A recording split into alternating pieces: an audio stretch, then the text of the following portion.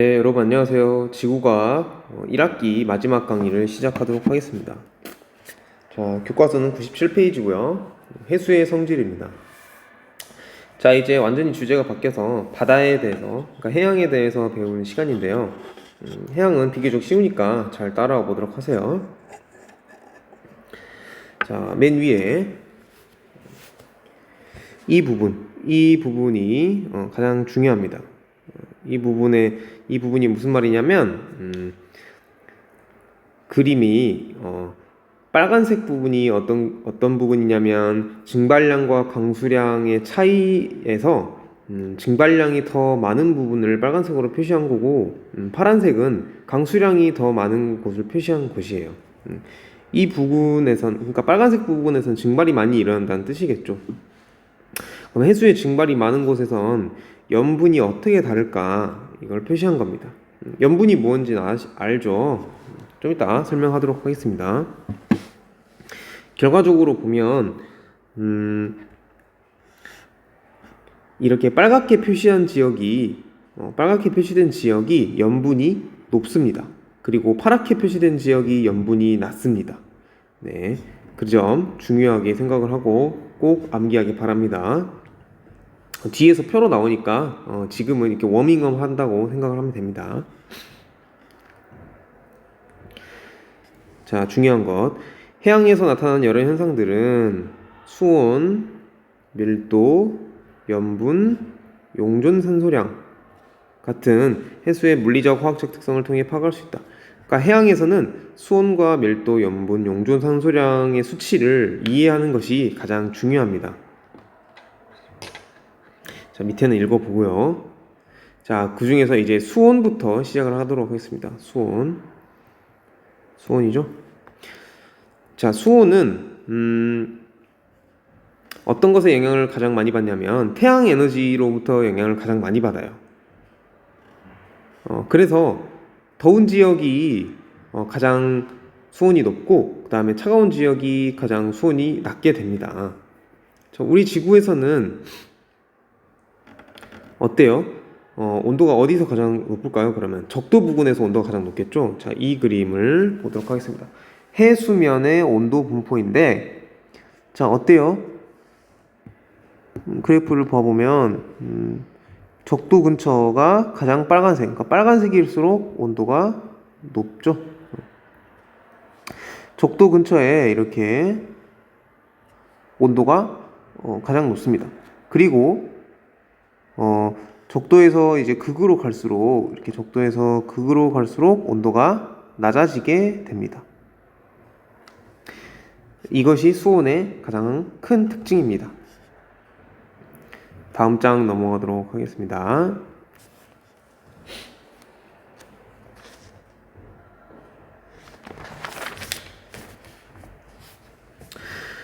자, 그러면 왜 고위도로 갈수록 수온이 낮아지는지 설명이에요. 자, 근데 이 설명은 곧 우리 통합과학 때 배우는 것과 일맥상통합니다. 지구는 둥글기 때문에 고위도로 갈수록 태양의 고도가 낮아진다. 이 말 무슨 말인지 알고 있죠? 같은 태양 에너지를 받더라도 받는 면적이 고위도로 갈수록 더 넓어지기 때문에 단위 면적당 태양 복사 에너지량이 감소한다고 했었어요. 자, 이게 무슨 말인지 모르는 학생들은 지금 당장 통합과학 교과서를 펼쳐서 이 부분을 공부하기 바랍니다. 선생님이 따로 설명하지 않겠어요. 이게 귀찮다 하면은 여러분들 그냥 나는 지구과학 공부하기 싫다 이겁니다. 난 지구과학 공부하는데 왜 통합과학을 공부해야 되냐? 당연히 공부해야 됩니다. 당연히 통합과학에 나온 내용이 지구과학 1에 연결이 됩니다. 물리하고도 연결이 되고 화학, 생물하고도 다 연결이 됩니다. 수학도 덧셈 뺄셈 안 배운다고 해서 덧셈 뺄셈 안 하는 거 아니잖아요. 덧셈 뺄셈 초등학교 때 배웠잖아요. 그렇죠? 이것도 마찬가지예요. 단위 면적당 태양 복사 에너지량이 저위도보다 고위도가 더 낮다는 이유는 통합과학 때 배우는 것이고, 그걸 학습하기 위해서는 당연히 통합과학 교과서를 보고 복습을 해야 됩니다. 따라서 해수면 온도는 고위도로 갈수록 낮아진다. 네, 중요한 부분이죠. 해수면 온도는 고위도로 갈수록 낮아진다. 아주 중요합니다. 하지만 같은 위도라도 난류가 흐르는 곳은 한류가 흐르는 것보다 수온이 높다. 자, 이 말이 무슨 말이냐면 다시 앞장을 보도록 하겠습니다. 자, 이 그림을 자세히 살펴보면, 자, 난류가 흐르는 곳, 한류가 흐르는 곳. 난류는 따뜻한 물, 한류는 차가운 물이죠. 자, 난류는 이렇게 대양의 서쪽에서 흘러요. 자, 이런 식으로 이렇게. 그렇기 때문에 자 보면은 어때요? 난류가 흐르는 곳에서 더 온도가 뜨겁죠? 이쪽 한류가 흐르는 것보다. 자, 이렇게 한류가 흐르는 것보다 온도가 같은 위도더라도 여기는 같은 위도인데 여기는 24도고 여기는 24도보다 더 낮은 구역이죠. 왜냐하면 색깔이 더 파란색 쪽으로 갔으니까요. 이런 해류 관련된 부분은 뒤에서 2학기 때 배우는 거니까 여기까지 하고 넘어가도록 하겠습니다. 자, 그리고 등온성과 관련된 개념도 뒤에서 할 테니까 지금은 그냥 넘어가도록 하겠습니다.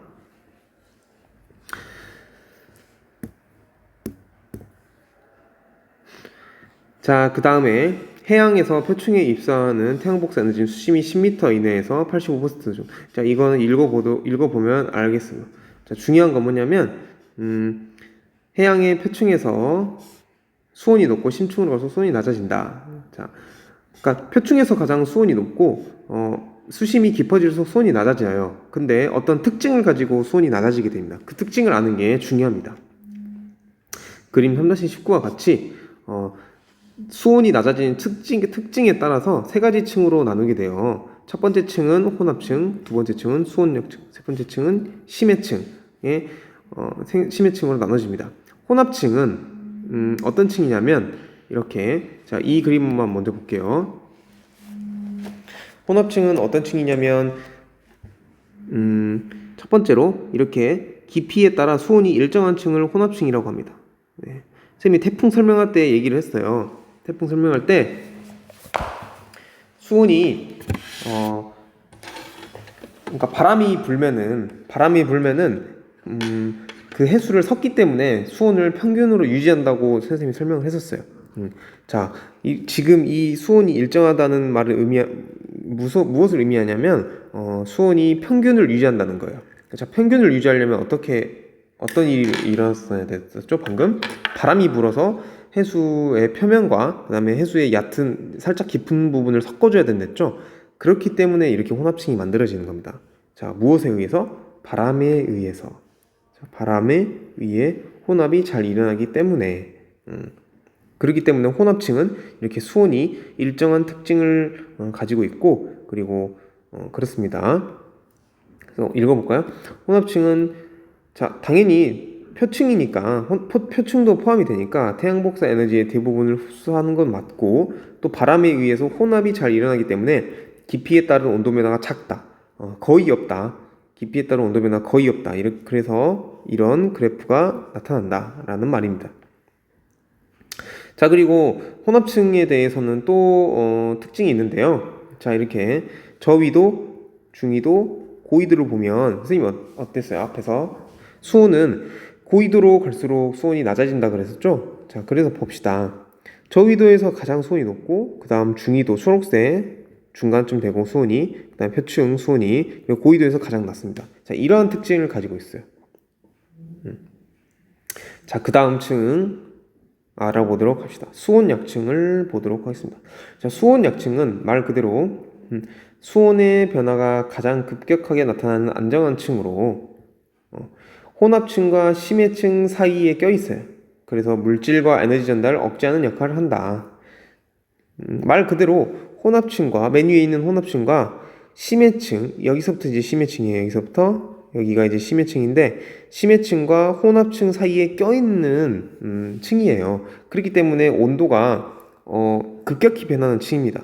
왜냐하면 심해층은 온도가 4도씨 정도로 유지가 되는 층인데, 혼합층은 그 위도에 따라서 온도가 달라지잖아요.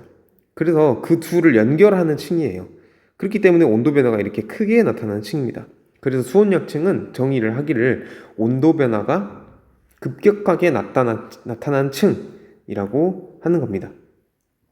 그리고 수온약층은 가장 안정한 층입니다. 가장 안정한 층입니다. 가장 안정한 층이다. 왜 가장 안정하냐면, 자, 온도를 봐보세요. 수온약층은 아래로 내려갈수록 어때요? 수온이 낮아지고 위로 올라갈수록 수온이 높아지죠. 그러니까 차가운 게 아래에 깔려 있고 뜨거운 게 위에 있으니까 더 이상 섞이지 않아요. 위아래가. 네. 온도가 아래로 갈수록 차갑고 위로 갈수록 뜨겁기 때문에 더 이상 위아래 섞이지 않기 때문에 안정한 층이라고 합니다.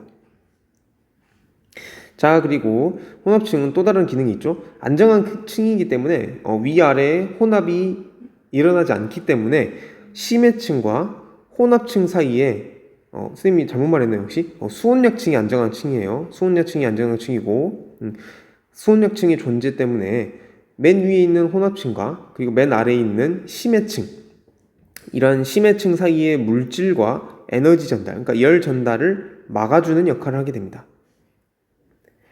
위아래가 섞이지 않기 때문에. 자, 그 다음 심해층을 가보겠습니다.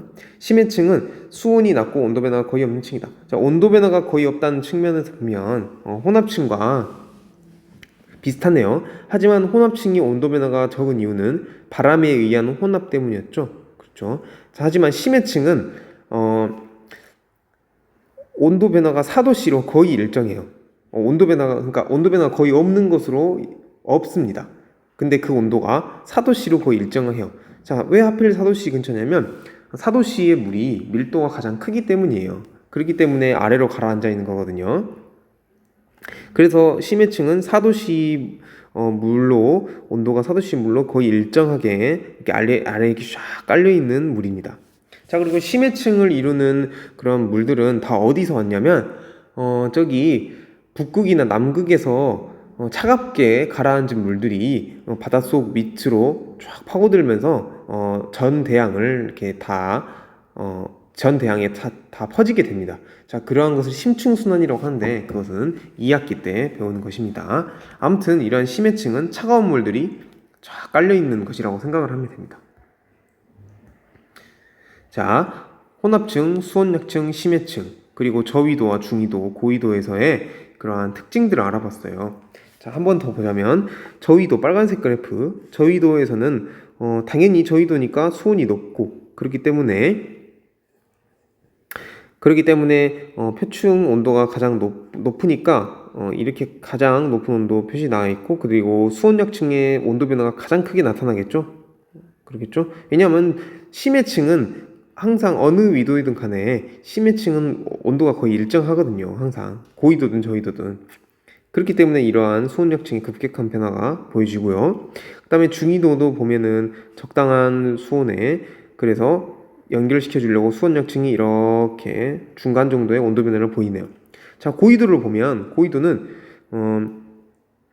표층, 그러니까 혼합층과 수온약층, 그 다음에 심해층이 거의 구별이 불가능하겠네요. 왜냐하면 고위도 자체가 수온이 낮기 때문에, 표층부터가 이미 수온이 낮기 때문에 전 구간이 다 심해층이라고 봐도 무방합니다.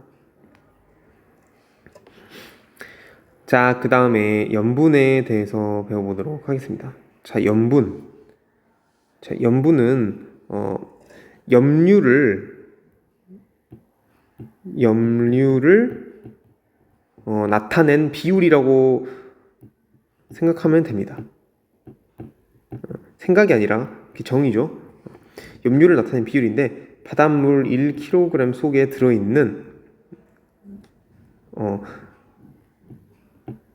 그러니까 바닷물 1kg 속에 들어있는 염류의 양을 이제 염분이라고 하는데, 이제 1kg 속에 몇 미리그램의 염류가 들어있냐. 자, 1kg 속에 미리그램이 아니라 선생님 실수했네요. 밑에 ppm과 헷갈렸습니다. 밀리그램이 아니라 그램입니다. 그램 옆에 나와 있네요. 그램. 1kg 속에 몇 그램의 염류가 있냐, 그것을 바로 이제 염분이라고 하는 겁니다. 자, 이것을 바로 이제 퍼밀이라고 하네요. 퍼밀 옆에 나와 있죠. 단위는 퍼밀. 근데 퍼밀은 1psu와 같습니다. 자, 여기 나와 있네요. 전기 전조도로 측정한 염분 단위라고 하네요. 자, 근데 염류가 뭐냐? 염류는 바닷물에 녹아있는 그런 물질들을 말해요. 바닷물에 녹아있는 여러 가지 물질들이 있는데 그 중에서 가장 대표적인 게 뭐예요? NaCl, 소금이죠. 소금이 가장 많은 양을 차지합니다. 소금을 포함한 여러 가지 바닷물 속에 녹아있는 물질을 이제 염류라고 하는 겁니다. 자, 그 염류를 비율로 나타낸 것을 이제 염분이라고 하는 거고요. 자, 그래서 이 염분의 양도 중요한 화학적 성질입니다. 바닷물에. 자, 염분은 보도록 하겠습니다. 다 지울게요. 지우기. 염분은 강수량과 증발량에 따라서 달라지고 결빙과 해빙에 의해서 달라지고 담수의 유입에 의해서 달라집니다. 1번, 2번, 3번 볼게요. 보겠습니다. 그림 3-20과 3-21을 볼게요. 3-20과 3-22를 보면, 자, 3-21부터 보도록 하겠습니다. 위도에 따른 염분, 중요합니다. 이 그래프. 위도에 따른 염분인데, 자, 이게 강수량과 증발량에 따라서 염분이 달라지는 것을 나타낸 그래프예요. 자, 보면은 그러니까 염분이라는 것은 그러니까 바닷물이 증발할 때는 여러분 알다시피 물만 증발을 하게 돼요. 물 속에 녹아 있는 것들은 사라지지가 않거든요. 그렇기 때문에 농도가 올라갈 수밖에 없겠죠. 그죠? 그러니까 근데 비가 내리면 어때요? 물이 추가가 되기 때문에 그 염분이 낮아집니다. 왜냐면 또 비가 내릴 때는 물방울, 그러니까 물만 추가되기 때문에. 그렇기 때문에 우리 지구에서도 염분이 높은 지역은 증발이 더 많이 일어난 지역, 그러니까 비가 내리는 양보다 증발량이 더 많은 지역이 염분이 높습니다. 자, 그곳을 그래프에서 찾아보면, 자, 이곳, 다음에 이곳 어때요? 다시 똑바로 그려보면 빨간색이 염분이에요. 이곳, 다음에 이곳 25도에서 30도 근처예요. 위도 25도에서 30도 근처입니다. 이 빨간색 그래프가 염분입니다. 그리고 파란색 그래프가 뭐냐면 증발량과 강수량의 차이를 나타내는 그래프예요. 어때요? 거의 일치하죠? 이런 모양으로 일치하죠? 그래서 위도 25도에서 30도 사이가 가장 증발량과 강수량의 차이가 큰 곳이기 때문에 염분이 가장 크게 나타나는 거예요. 이렇게. 자, 그럼 적도는요? 적도는 뭐예요? 적도는 증발이 많이 일어나요. 증발이 많이 일어나는데 2학기 때 배우겠지만 적도에서는, 그러니까 별을 잘못 그렸네요. 적도에서는 증발이 많이 일어나긴 해. 그러나 비가 더 많이 내려요. 강수량은 훨씬 더 높아요. 네. 비가 많이 내려요. 우리 열대지방. 동남아 여행을 가면 비가 많이 내리는 것, 건기와 우기로 나눠져 있죠. 그래서 우기를 보면 비가 엄청나게 많이 내려요. 그런 지방을 뜻해요. 그래서 1년 평균을 따지면 비가 더 내리는 양이 많습니다. 증발량보다. 그렇기 때문에 이런 결과가 나타나는 거예요. 그렇기 때문에 염분이 낮게 됩니다. 네, 적도는. 그리고 위도 25도에서 30도. 흔히 이 위도에서 뭐가 많이 생기냐면 사막이 많이 생겨요. 그래서 우리 유명한 사하라 사막 있죠? 그리고 중국의 고비 사막 등 같은 경우 보면은 위도 25도에서 30도에서 사막이 존재하게 됩니다. 왜냐하면 비 내린 양보다 증발량이 훨씬 더 많기 때문에. 그렇기 때문에 당연히 그 땅이 위치한 곳이 아닌 바다가 위치한 곳에서는 당연히 염분이 높을 수밖에 없겠죠. 자, 그리고 고緯도로 넘어가 볼게요. 고緯도, 이렇게 고緯도입니다. 그리고 이렇게 고緯도입니다. 고緯도를 가보면 보면 빨간색 그래프와 염분 그래프와 증발량 강수량 그래프가 일치하지 않는 것을 볼 수 있어요. 자, 이것은 왜 그러냐면 바로 빙하의 존재 때문입니다. 빙하의 존재. 빙하의 존재가 무슨 상관이에요? 자, 빙하는 물이 언 것이죠. 빗물이 쌓여서 언 것도 있고 바닷물이 언 것도 있어요. 근데 그 중에서 바닷물이 언 것을 생각을 해보자고요. 바닷물이 언 것을 생각을 해보면 바닷물은 얼 때 소금과 같이 얼지 않아요. 바닷물은 얼 때 소금과 같이 얼지 않고 소금을 옆에다 떼어놓고 얼게 됩니다. 자, 그럼 빙하가 생성될 때와 해빙이 될 때, 그러니까 빙하가 생성될 때는 이제 결빙이라고 말을 쓰죠. 결빙. 그러니까 빙하가 만들어지는 결빙일 때는 소금은 빼고 물만 얼게 되니까 한마디로 증발이 일어난 거예요. 그러니까 물이 사라진 거예요, 바다에서. 물만 얼어버렸으니까. 그렇기 때문에 염분이 높아져요. 근데 해빙이 일어날 때는 또 물만 얼었던 것이 빙하가 녹아버리니까, 빙하는 물로 이루어졌으니까 물만 녹아버리는 셈이 되겠죠. 그렇기 때문에 어떻게 보면 강수량이 증가한 효과를 일으키게 되는 겁니다. 그렇기 때문에 염분이 낮아지게 되겠죠. 자, 근데 극지방에서는 지금 무슨 일이 일어나고 있냐? 극지방에서는 무슨 일이 일어나고 있냐면 염분이 어때요? 낮죠? 증발량 강수량의 차이에 비해서 염분이 낮죠? 이 말은 무슨 말이냐면 지금 해빙이 일어나고 있다는 말이에요. 빙하가 녹고 있다는 말이에요. 빙하가 녹고 있는 과정이 지금 우세하기 때문에 결빙보다, 그렇기 때문에 극지방에서는 이렇게 염분이 낮다는 겁니다. 이해됐죠? 자, 그래서 1번과 2번을 동시에 설명을 했습니다. 3번을 보면 담수의 유입이라 했는데, 담수의 유입은 무슨 말이냐면 대륙 주변부에서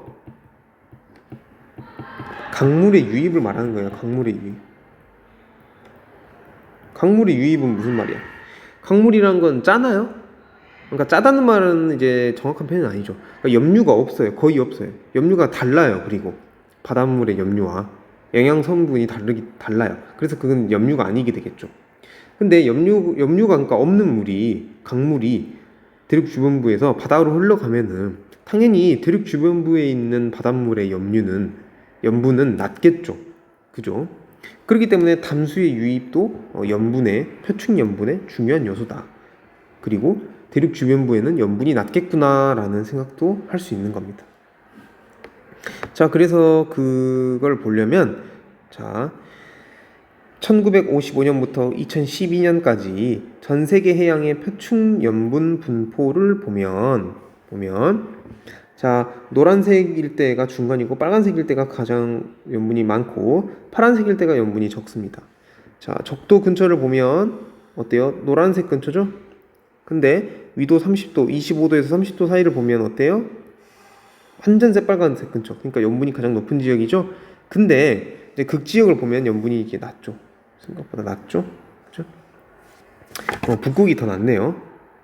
북극에서 더 해빙 작용이 활발하게 일어나고 있다고 봐도 무방하다는 겁니다. 자, 그 다음에 또 봐야 될 게 뭐가 있냐면 이제 아까 처음에 말했던 그런 그래프 해석 방법인데요. 이런 대륙 근처를 봐보세요. 대륙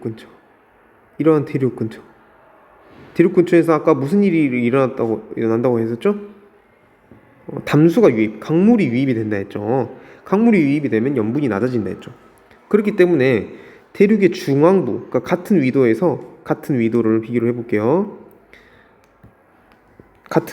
이 위도를 비교를 해볼게요. 어때요? 대양의 중앙부를 보면은 염분이 35 정도 되죠. 근데 여기는 어때요? 파란색 31, 2 정도 되죠. 자, 이 이유가 뭐다? 대륙 주변부는 왜 이렇게 염분이 낮다? 노란색 34, 여기 35, 또 32, 31 이렇게 대륙 주변부는 강물이 유입되기 때문에 염분을 낮춘다라는 말입니다. 이 그래프는 이렇게 해석을 하면 됩니다. 자, 여기도 볼 수 있겠죠, 이렇게. 자, 여기는 완전 염분이 낮죠. 근데 여기는 염분이 높죠. 왜냐하면 대륙 주변부니까 여기는 대륙이 없으니까. 이렇게 이해하면 됩니다.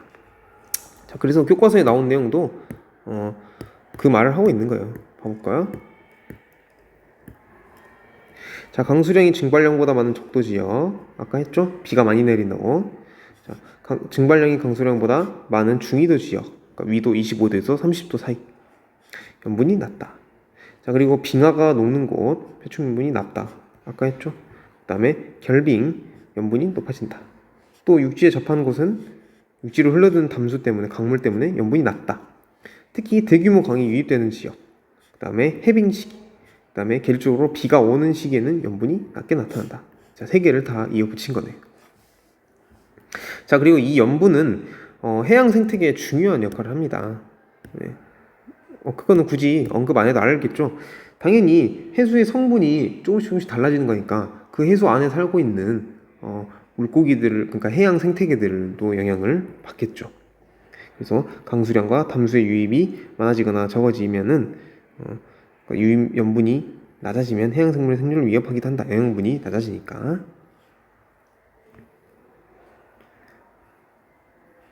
자, 그 다음에 밀도를 보도록 하겠습니다. 자, 밀도는 인자가 두 개라고 보면 돼요. 첫 번째 수온, 그 다음에 염분. 수압도 있는데 이제 수압은 별로 이렇게 신경을 안 씁니다. 왜냐하면 수압은 당연히 수압이 크면 밀도가 높고 수압이 낮으면 밀도가 낮겠죠. 이렇게 생각을 하면 됩니다. 근데 가장 중요한 건 뭐냐면 수온과 염분이에요.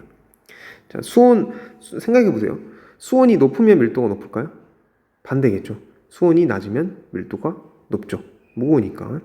또 염분은 뭔가 바닷물 속에 염분이, 그러니까 녹아 들어가 있는 것이 많으면 많을수록 당연히 밀도가 높겠죠. 많이 들어있는 거니까, 무거운 거니까. 자, 그렇게 생각하면 됩니다. 그래서 수온이 낮을수록 염분이 높을수록 밀도가 높다. 중요합니다. 그 다음에 전 세계 해양의 표층 밀도 분포를 보면 저위도에서 밀도가 낮고 북대서양과 북쪽과 남극 대륙 부근 해역에서 밀도가 높다. 자, 이게 무슨 말이냐면, 자, 저위도에서 왜 밀도가 낮을까요? 그러니까 저위도에서는 그러니까 이 밀도 연한 부분이 밀도가 낮은 부분이고 진한 부분이 밀도가 높은 부분이에요. 저위도에서 밀도가 낮은 이유는 첫 번째,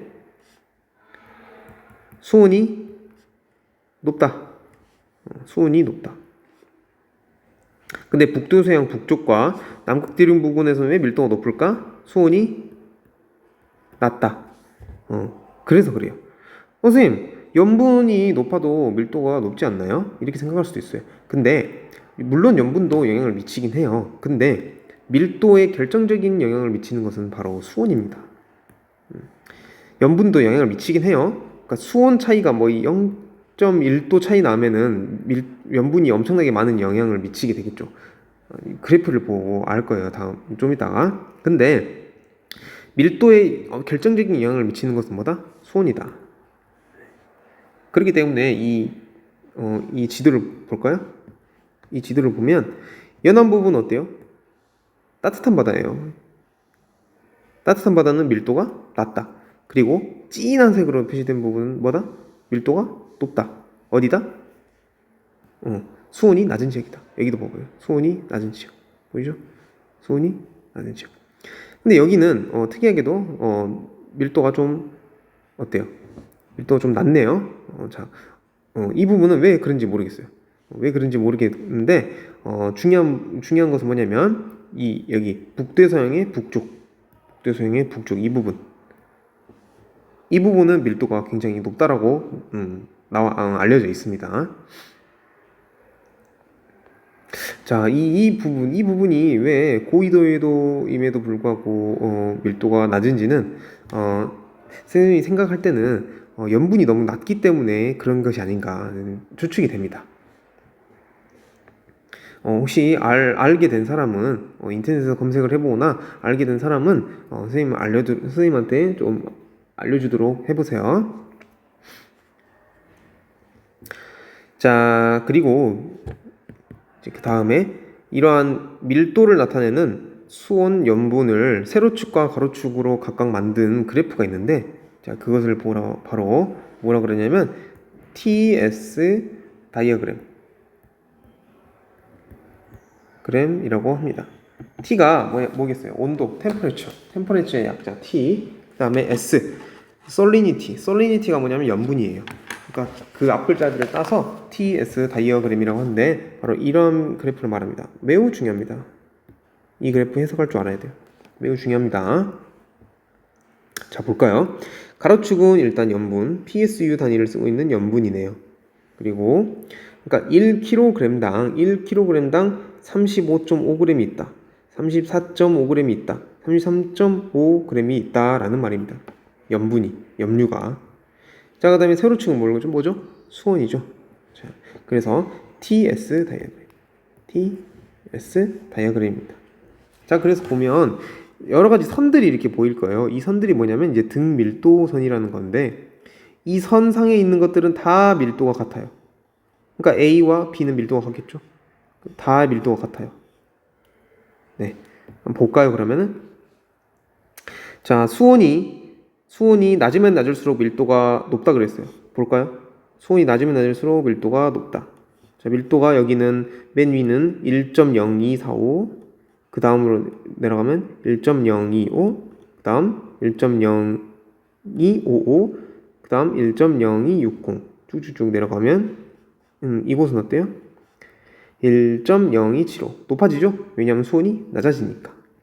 자, 그리고 또 염분이 높으면 높을수록 밀도가 높다 그랬어요. 좀 가볼까요? 쭉 이렇게 가보면 어때요? 염분이 이렇게 여기로 가볼까요?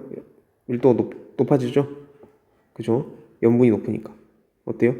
1.0270, 그 다음에 1.0275 여기, 그 다음에 이 부분은 1.0280, 이 부분은 1.0285. 자, 1.0290. 자, 밀도가 높아지죠? 염분이 클수록. 그러니까 어때요? 밀도가 높아지는 방향을 한번 봐볼까요? 밀도가 높아지는 방향은 수온이 낮아져야 돼, 이 방향. 그리고 염분이 올라가야 돼, 이 방향. 그럼 이 두 개의 힘의 합성, 그러니까 물리에서 배운 대로 힘의 합성을 해보면 어때요? 이렇게 시작점을 같이 두면 이렇게 되겠죠. 이 방향, 이렇게 대각선으로 가야지 둘 다 높아지는 방향일 거 아니에요. 그래서 둘 다 이렇게 그려보면 이런 식으로 이렇게, 그렇죠? 이 방향으로 가야지 밀도가 높아지겠죠. 그렇기 때문에 이 선과 평행하게 이렇게 그려진 거예요. 그래볼까? 밀도가. 예, 이 선과 수직으로 이렇게 수직으로 밀도가 높아지는 거잖아요. 자, 이 TS 다이어그램 이제 이해되겠죠? 중요합니다. 이해 안 되면 돌려보세요. 자, 이 표 한번 채워보고요.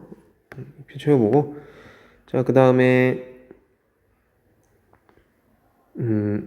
이 정도로 이제 밀도는 마무리하도록 하겠습니다. 자, 그 다음에 마지막으로 용존산소량.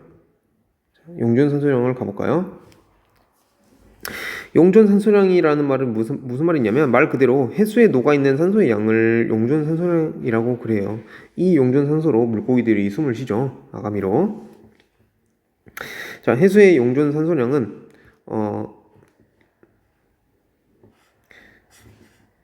대기에서 용해되는 산소의 양에 따라 달라진다. 당연히 그러겠죠. 그러니까 대기 중에서 바닷물에 산소를 얼마나 많이 녹이느냐에 따라서 산소의 양이 달라지겠죠. 하지만 용존산소에서 가장 중요한 것은 무엇이냐면 깊이에 따른 용존산소의 양의 변화예요. 왜 깊이에 따라 용존산소의 양이 변하느냐, 그걸 아는 게 중요합니다. 첫 번째. 그리고 두 번째로는 뭐가 중요하냐면 기체의 용해도가 중요해요. 기체의 용해도. 순서를 바꿀게요. 기체의 용해도가 첫 번째. 두 번째는 왜 깊이에 따라서 용존산소의 양이 줄어드냐, 이렇게 변하느냐. 첫 번째부터 설명할게요. 기체의 용해도라는 것은 기본적인 패시브라고 생각을 하면 돼요. 패시브. 그러니까 기본적으로 기체의 용해도, 그러니까 용존산소가 많이 녹아 있으려면은 온도가 낮아야 돼요. 자, 이것은 바닷물뿐만 아니라 모든 물질에 적용되는 물리 법칙이에요. 화학적 법칙이에요. 그러니까 기체의 용해도라는 것은 어떠한 그런 녹이는 물질의 온도가 낮을수록, 그러니까 액체의 온도가 낮을수록 기체의 용해도가 증가한다는 말입니다. 그렇기 때문에 만약에 해수면에서 30도, 그러니까 해수의 온도가 30도인 지역이 있고 15도인 지역이 있으면 어디가 더 용존산소량이 높을까요? 당연히 15도인 지역이 높겠죠. 왜냐하면 기체의 온도가, 그러니까 기체의 용해도는 그러니까 액체의 온도가 낮을수록 기체의 용해도가 높으니까 수온이 낮아질수록 많다. 이게 첫 번째입니다. 자, 첫 번째. 이제 두 번째를 가도록 하겠습니다. 두 번째는 뭐냐면 깊이에 따라서 왜 변하느냐, 왜 용존산소량이 깊이에 따라서 변하느냐입니다. 자, 자, 이 세 부분으로 나눠볼게요. 첫 번째, 이 부분. 엄청 높은 부분 있죠? 용존산소량이 높은 부분. 그 다음에 용존산소량이 최소인 부분. 이렇게 줄어들어서 최소인 부분. 그리고 세 부분. 용존산소량이 점점 증가하는 부분. 이렇게 세 파트로 나눠볼게요. 자, 첫 번째 파트. 첫 번째 파트인 용존산소량이 높은 부분을 보면은 이 높은 부분 왜 높냐면은 첫 번째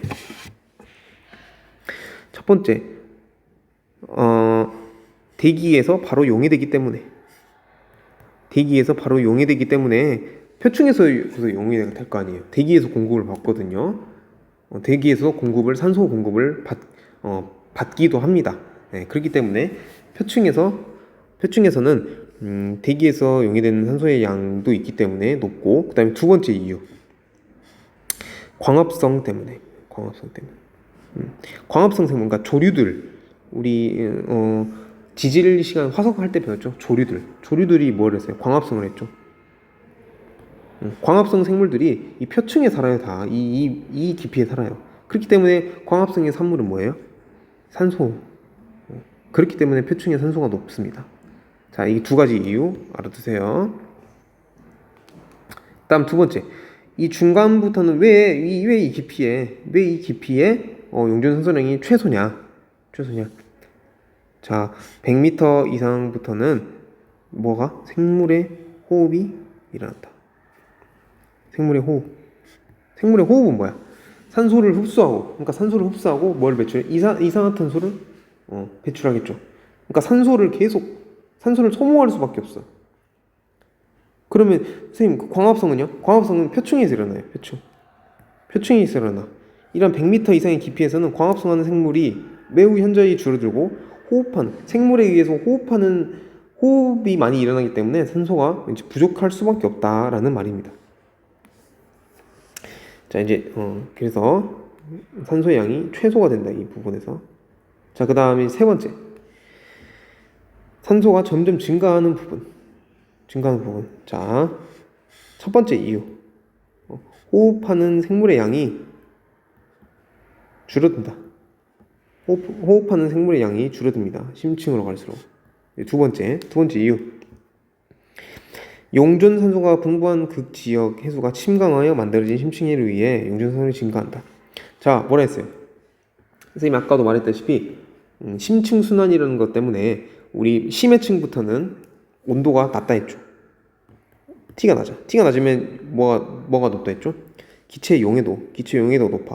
그렇기 때문에 극에서 만들어진 해수들은 굉장히 많은 산소를 포함하고 있어요. 근데 그 산소들이 심층 순환에 의해서 전 해양의 그 바닥을 다 지배한다 그랬죠. 그렇기 때문에 깊이가 깊은 곳은 심층 순환에 의해서 차가운 해수가 침강에서 만들어졌기 때문에 차가운 해수이기 때문에 기체 용해도가 높고, 그 용해도가 높기 때문에 산소의 양이 많다, 그 말입니다, 지금.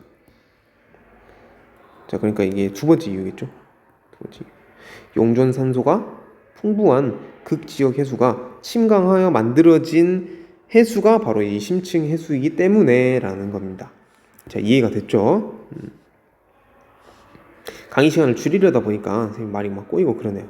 하지만 여러분들 잘 이해할 수 있을 거라고 믿습니다. 자, 다음 장 넘어가도록 하겠습니다. 자, 다음 장은 이제 자료 해석 단원인데요. 봐보도록 합시다. 쌤이 체크한 것만 보면 됩니다. 자, 이 그림을 보면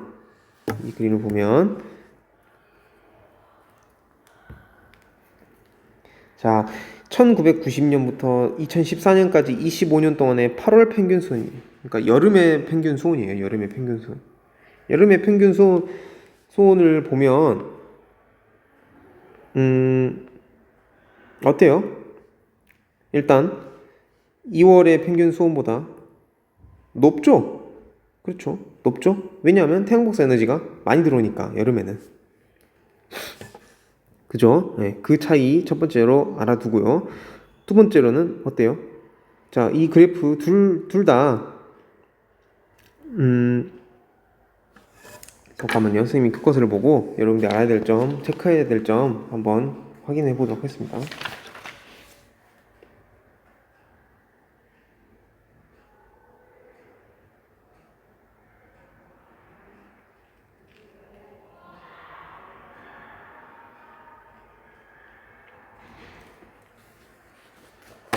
자, 여기서는 알아둬야 될 게 이제 딱히 없고요. 왜 없냐면은 그러한 알아둬야 될 것에 대한 것을 이제 2학기 때 배우게 됩니다. 2학기 때 배우니까 여기서는 자료 해석 방법만 알아가도록 하겠습니다. 자, 이 그래프를 읽는 방법이 사실 중요해요. 자, 어떻게 중요하냐면 동해를 봐봐요. 동해를 보면 이상하게 이 서해보다 수온 변화가 좀 크지 않아요? 그죠? 여긴 20도고, 여긴 22도고, 여긴 24도고, 그죠? 여긴 26도인데 서해는 다 26도야. 다 26도라고 보아도 돼요. 그죠? 왜 그럴까? 의문점만 가지고 있으면 돼요. 의문점만. 그리고 2월 평균 수온도 봐봐요. 2월 평균 수온도 보면 여기 동해 12도, 10도, 8도, 6도, 이렇게 4도, 2도 이렇게 되는데 서해는 어때요? 4도, 6도, 8도, 10도. 수온 변화가 어디가 더 커요? 동해가 훨씬 더 크죠? 왜 그럴까? 왜 그럴까? 의문점을 가지도록 합시다. 그리고 이 그래프 해석 방법. 자, 이 등수온선, 이 선이 있는 곳이 다 26도라는 거예요. 이 선이 있는 곳이 다. 그리고 이 선이 있는 곳이 다 24도라는 겁니다. 그럼 이 사이는 몇 도겠어요? 25도 정도 되겠죠. 그죠? 여기는 23도 정도 되겠죠. 이렇게. 약간 등압선, 우리가 앞에서 태풍 할 때 배운 등압선과 거의 비슷한 개념이라고 보면 됩니다. 자, 쭉 넘어가도록 할게요. 자, 여기도 쭉 넘어가도록 할게요. 자, 그래서 여기 봐보도록 합시다. 자, 이 부분은 이해 위주로 가면 됩니다. 이해 위주로 가서 나중에 문제 풀 때 응용을 하면 돼요. 자, 어떻게 이해하는지 보도록 하겠습니다. 그림 3-24와 같이 우리나라 주변의 바다에서 연중 수온이 가장 높은 곳은 남해. 그러니까 자료 해석이에요. 그러니까 연중 수온이 가장 높은 곳은 남해래. 맞는지 한번 봐볼까? 자, 2월 겨울에는 어때요? 그러니까 수온 분포 그림이 이렇게 두 개가 있습니다. 자, 실제로 맞는지 봐봅시다. 남해에 14도, 그 다음에 여름에, 그러니까 겨울에는 14도, 여름에는 어때요? 27도 정도 되죠? 27도? 14도, 27도. 근데 동해는 어때요? 동해나 서해는 어때요? 8도, 6도, 그렇죠? 그 다음에 24도, 25도, 26도 이렇게 되죠. 그러니까 어때요? 남해가 가장 연중 수온이 높네요. 자, 이 부분 자료 해석을 하면서 이렇게 문제 풀 때도 이런 식으로 푸는 겁니다. 자, 또 연교차가 가장 크게 나타나는 곳은 황해.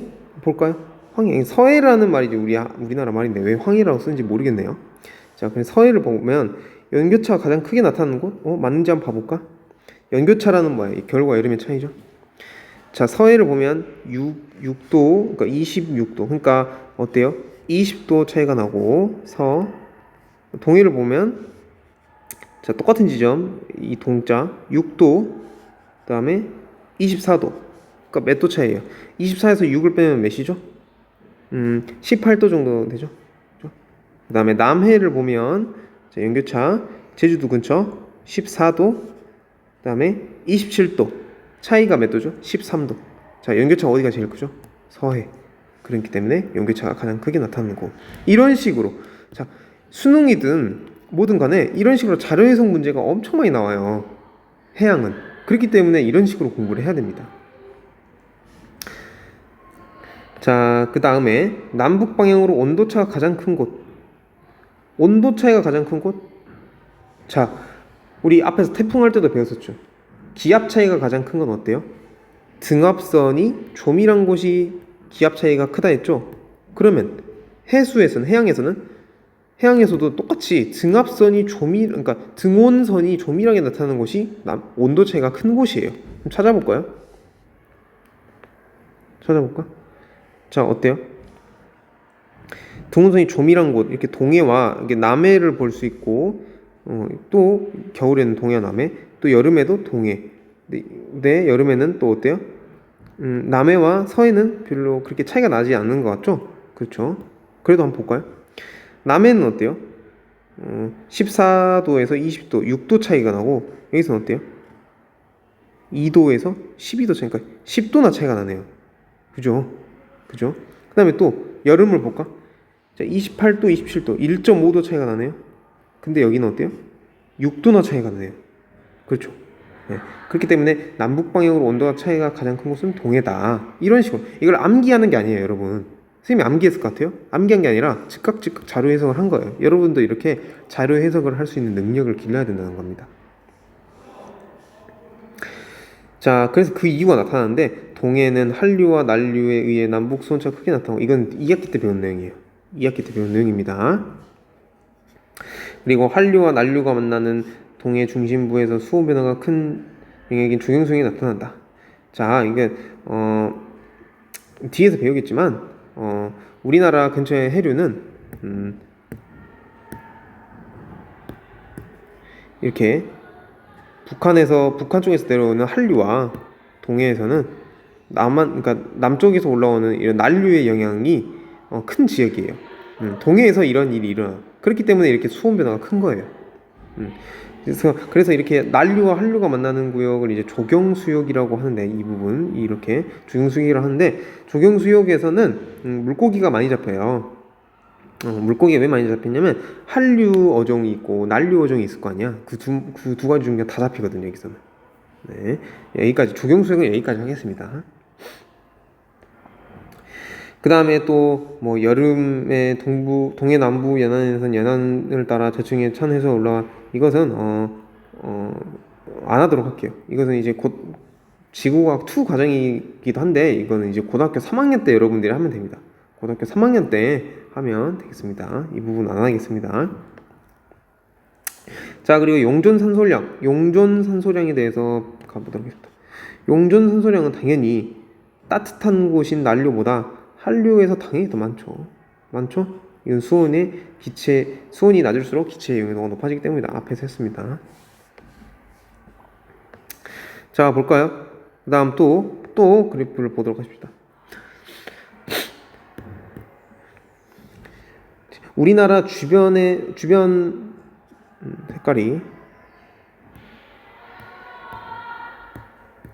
우리나라 주변 바다 연분은 8월에 낮아지는데, 8월에 낮아진지 볼까요? 8월에 동해에서는 어때요? 33 근처네요. 이렇게 선이 이렇게 있으니까 33, 이게 연분이죠. 자, 근데 겨울에는 어때요? 34, 33, 34 이렇게 됐네요. 자, 그리고 또 서해 32, 31 이렇게 32 근처네요. 근데 어때요? 여기서는 33.5. 네, 그러네요. 자, 그래서 8월에 염분이 낮아지는 걸 볼 수 있어요. 8월에 염분이 낮아지는 걸 볼 수 있어요. 근데 이런 염분 감소는 해양 생태계 위협이 되고 있다. 넘어가고요. 근데 염분이 그럼 왜 낮아지냐? 그 이유를 나타낸 거예요. 염분이 왜 낮아지냐면 특히 동해나 남해보다 서해의 염분 분포가 급격하게 낮아지는 걸 볼 수 있어요. 8월에 언제? 8월에 보면 여긴 32 정도 되죠. 32 염분이. 근데 여긴 어때요? 33. 32인데 딱 이 부분만 32고, 겨울에는 좀 더 염분이 높죠, 서해가. 그죠? 이런 작은 변화에도 생태계 위협이 된다는 거예요. 자, 그럼 이런 변화가 왜 일어나느냐? 여기 중국 쪽 보면 30이잖아요. 그죠? 30. 완전히 낮잖아요. 그죠? 이런 염분이 분포가 왜 일어나느냐? 바로 양쯔강 담수의 유입 때문에 그래요. 양쯔강 담수 유입. 양쯔강 담수의 유입이 되기 때문에 물만 이렇게 공급이 되잖아요. 그렇기 때문에 그러니까 염분의 비율, 그러니까 염류의 비율인 염분이 낮아지는 게 당연한 거죠. 그래서 이런 것들이 어떤 영향을 주냐? 담수 유입과 수온 변화 때문에. 담수 유입은 뭐가 있냐면은 영양염류.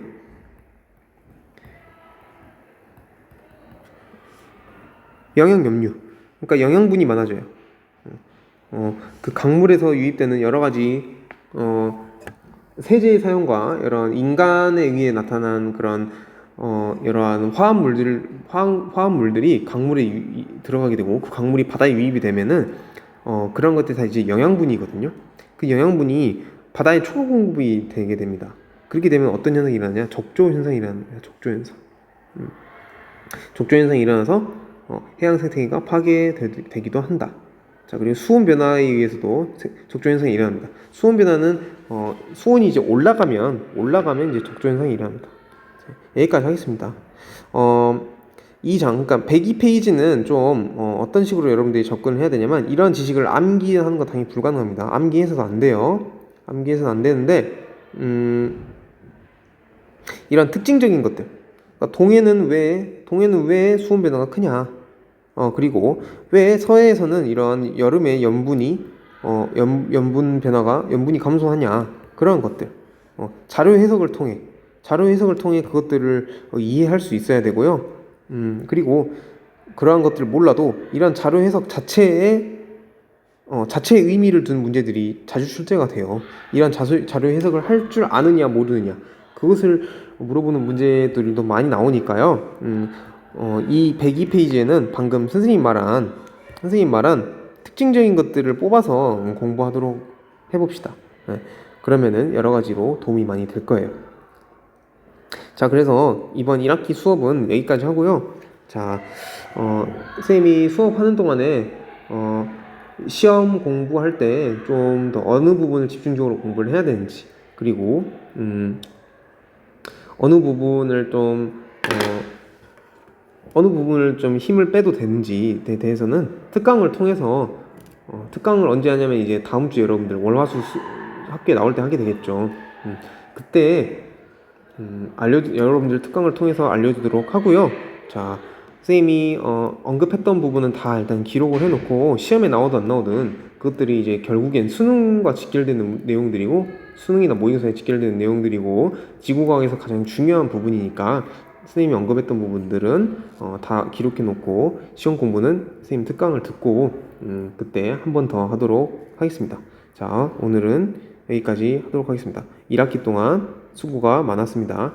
그리고 마지막에 이 적조현상은 그렇게 크게 의미를 가지지 않아도 됩니다. 네, 적조현상 크게 의미를 가지지 않고, 왜 서해에 여름에 염분이 이렇게 낮아지냐, 그것은 양쯔강 담수의 유입 때문이다. 우리나라 근처에 아주 국지적인 특징이니까요. 그 정도까지만 알고 있으면 되겠습니다. 자, 오늘은 여기까지 하고 1학기 동안 수고 많았습니다.